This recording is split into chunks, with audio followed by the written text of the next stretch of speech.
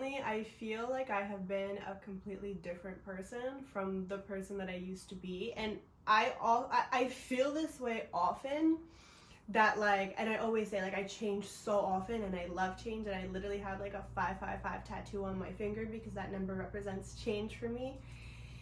And I always say like I'm a different person than I was last year. And last year, exactly 1 year ago, I moved to Miami, and I just remember my vision board from then. I remember how I felt. I remember what was going on in my life and in my business. And like, I felt like, okay, I'm so close. I'm so close to the life that I want, the business I want, the person that I'm becoming. So I feel very different from her, but also at the same time I feel very different from the person I was like a month ago, or even like a week ago. Like, obviously it's less drastic, like, you know, the difference between this week and last week as opposed to like this week and like, let's say, beginning of the year, January. But every week, especially this week, I've been doing things and thinking to myself like, the old me wouldn't have done this. Like, I would not have acted like this in the past, and like in a good way, you know?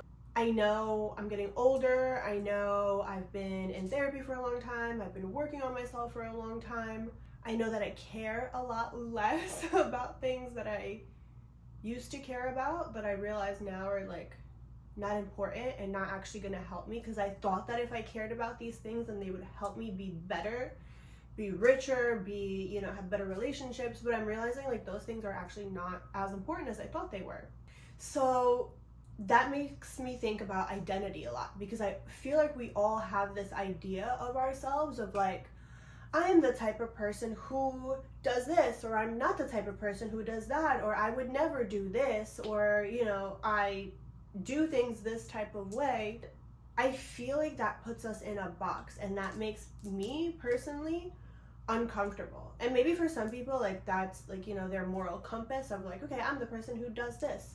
But I'm not talking about right or wrong here. I'm just talking about like the things that we allow ourselves to do, the things that we give permission to ourselves to do. Hold on, I need a coffee. For example, this week I watched soccer. And I know that sounds stupid, but it's literally something I would have never done before. If somebody said like, oh, we're going to watch the game, come.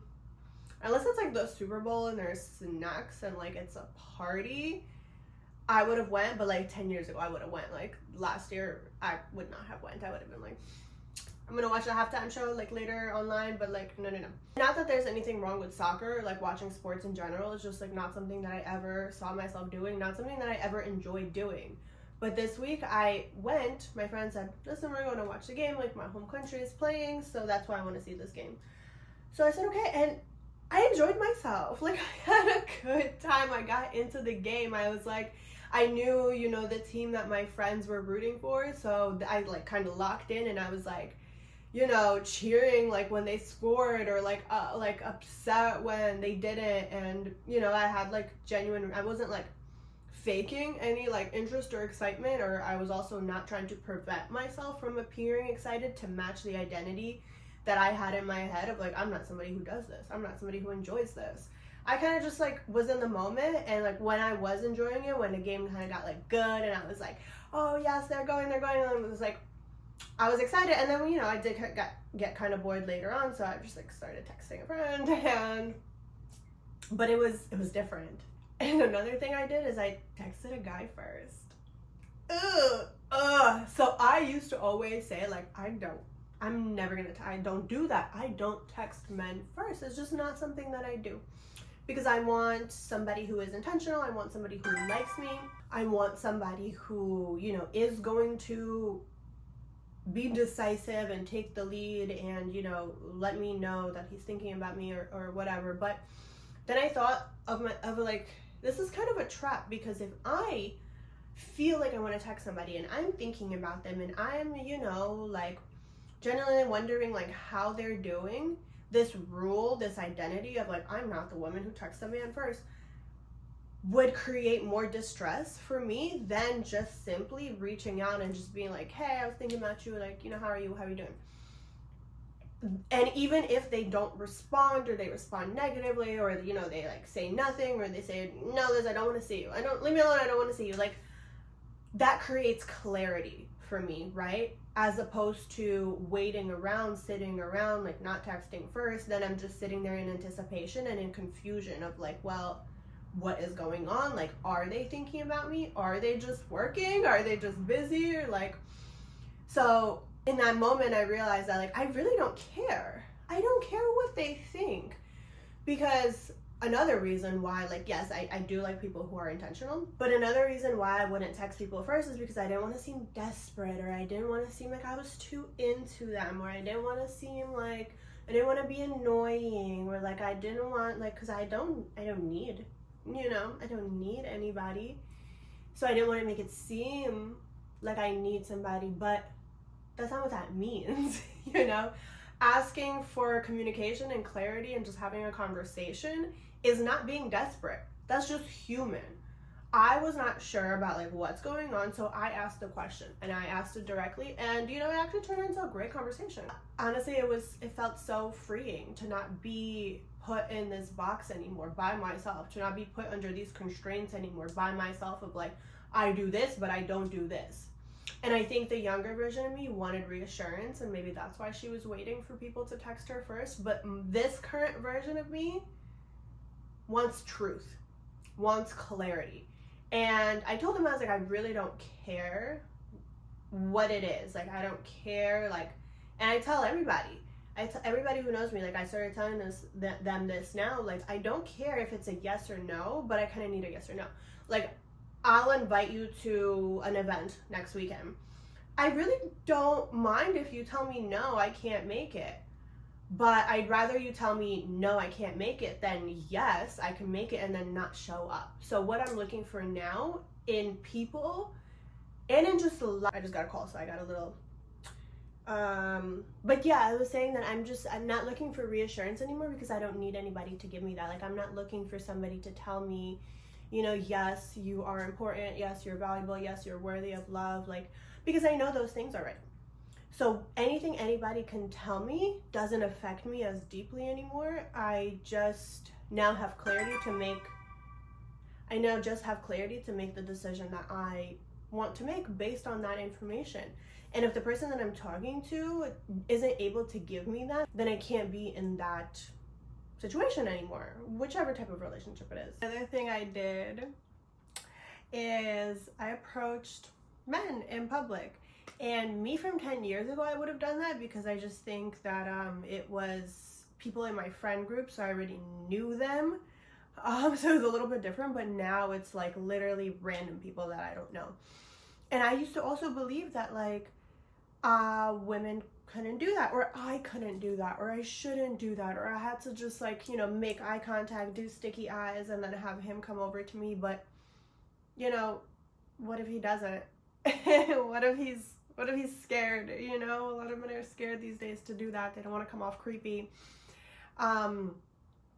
which don't love that. But I came up to, you know, two people, and I introduced myself, and I said, hey, I'm Liz, like, you know, how are you doing? And one of them, you know, had a good response, and like, you know, he ended up asking me out, and we went out.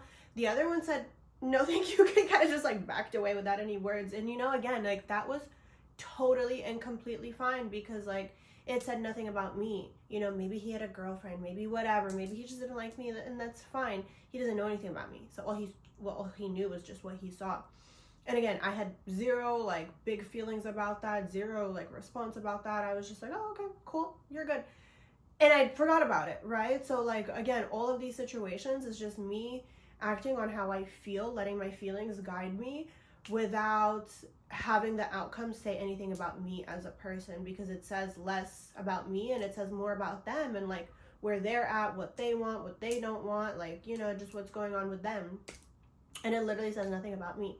I know if somebody says no to me, or somebody says, you know, like they don't want to talk to me, or somebody, you know, ghosts me or something, for example, like, again, that really doesn't say anything about me, because I know who I am, I know my worth, and like I'm fine with whatever the outcome is. But I feel so much better knowing that I'm acting on my feelings instead of like waiting and putting myself in that box where I have to wait and see what happens and have, you know, the world kind of like respond to me in a certain way, I will, from now on, like I learned this week, that like it feels so much better to me doing what I want, even if like the kind of little voice in the back of my head says like, that's too much, that's not appropriate, that's not right, don't say that, don't laugh that loud. I laughed so loud in a restaurant the other day that everybody turned around and looked at me.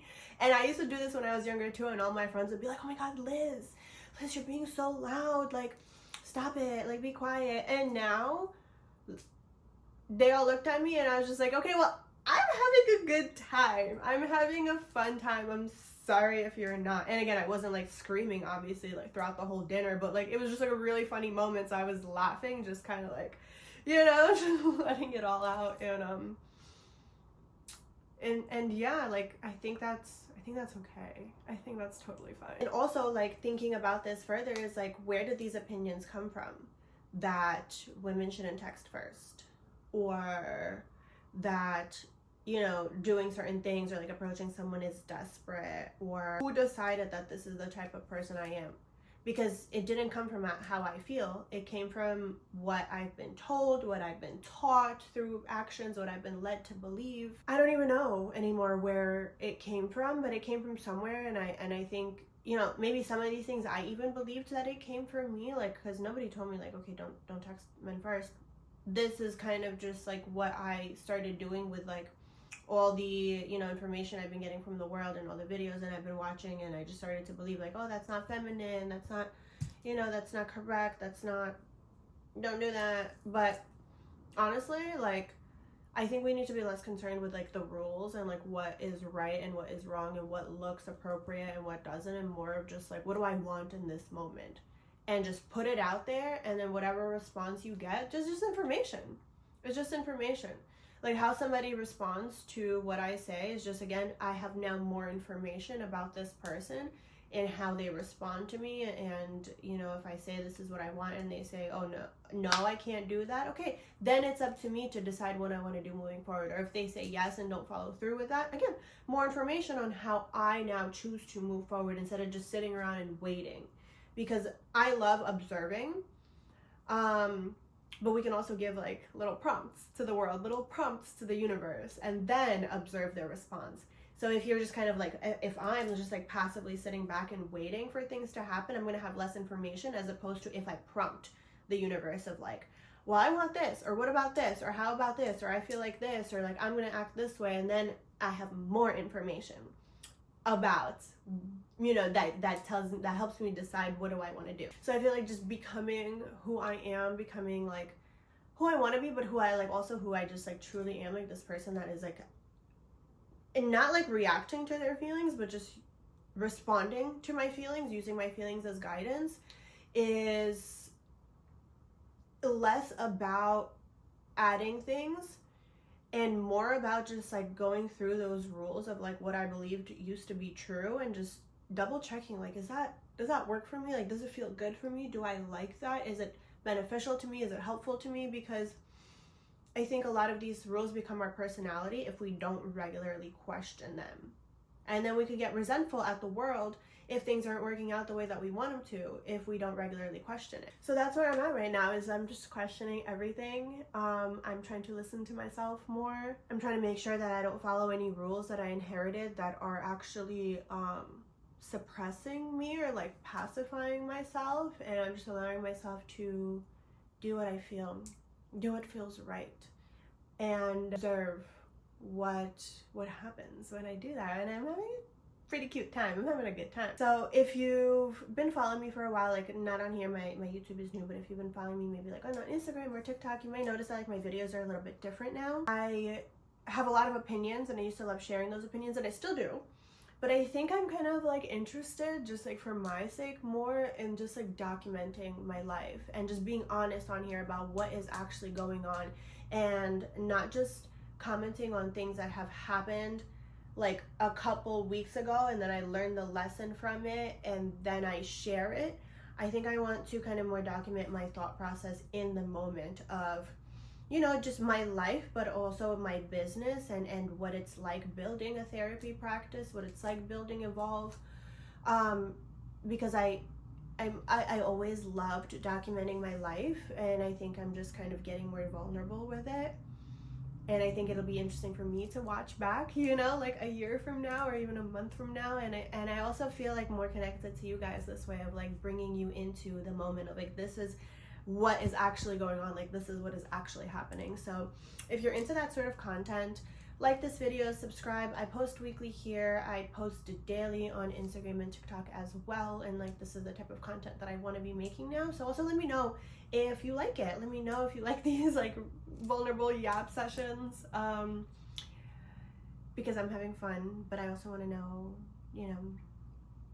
what you like. So if you want to come hang out with me, if you want to come along the ride of just being a 35-year-old woman living in Miami, building a therapy practice, being a founder, living life, experiencing life, making friends, making connections. I don't really have a conclusion besides just like, this is where I'm at. I'm just trying new things. I change my mind often, and I think that's okay. I think that's actually good, because if we never change our mind, then we kind of become rigid and we kind of become stuck. And I am someone who is always evolving, hence the name of my business, Evolve Therapy and Counseling, is because I think as humans, we have a right to evolve. I think that's the most fun part of life, is just like evolving and changing and growing and becoming something different, something new, something, exciting. That has been the most fun part of life for me, is like allowing myself to always change. And like I said before, I love change. I know it can be scary for some people, but for me, it's like that's the excitement. That is the excitement out of life, is this like novelty. So yeah, like I did have to learn how to also kind of like stick with things and not always be looking for the new, the next thing, the better thing, like how, like optimizing myself and my life, and kind of just also just like being in the moment and living in the moment. Anyway, thank you for being here. Thank you for watching. I love you all, and I will see you next time.